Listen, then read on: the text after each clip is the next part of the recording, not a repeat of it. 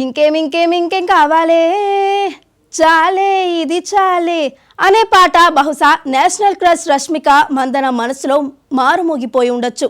2 రోజులుగా జాతీయ మీడియాలో ఆమె పేరే ప్రధానంగా కనిపిస్తోంది.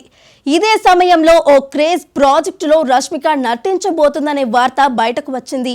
ఏ ముహూర్తాన అతల్ సేతు నిర్మాణం అద్భుతమని రష్మిక మందన్న స్టేట్మెంట్ ఇచ్చిందో కానీ నేషనల్ మీడియా ఫోకస్ అంతా ఆమె మీదకే మళ్ళింది.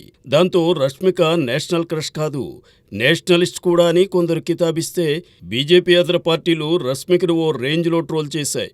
అయినా ఈ పుష్పభామ తగ్గేదేలే అంటూ అతల్ సేతు గొప్పతనాన్ని తెలియజేసిన ప్రమోషనల్ వీడియోను పోస్ట్ చేసింది.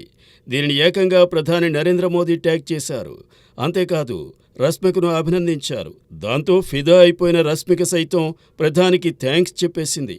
ఆ రకంగా రష్మిక మందన్న 2 రోజులుగా క్లౌడ్9లో ఉందనే చెప్పాలి.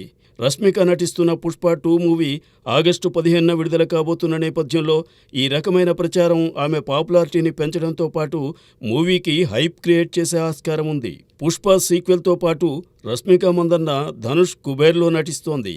అలానే 2 ఏళ్ల క్రితం గుడ్ బైతో బాలీవుడ్ ఎంట్రీ ఇచ్చిన యానిమల్తో ఉత్తరాది ప్రేక్షకుల గుండెల్లో చోటు సంపాదించుకుంది. ఇప్పుడు సల్మాన్ సరసన సికందర్లోనూ నాయిక్గా చేస్తోంది. తెలుగులో హీరోయిన్ ఓరియంటెడ్ మూవీ గర్ల్ ఫ్రెండ్లోనూ రష్మిక నటిస్తోంది. ఇలా క్షణం తీరిక లేకుండా మూవీస్ చేస్తున్న రష్మిక మందన్న తాజాగా రామ్ చరణ్ సానా బుచ్చిబాబు మూవీలో ఓ స్పెషల్ సాంగులో నర్తించబోతోందనే వార్త ఫిల్మ్నగర్లో చక్కర్లు కొడుతోంది. మైత్రి మూవీ మేకర్స్తోనూ సుకుమార్తోనూ ఉన్న అనుబంధం కారణంగా ఆమె ఈ ఆఫర్ను అంగీకరించినట్టు చెబుతున్నారు. రష్మిక ఎంట్రీతో ఈ మూవీ క్రేజ్ మరింతగా పెరిగే ఆస్కారం ఉందని ట్రేడ్ వర్గాలు చెబుతున్నాయి.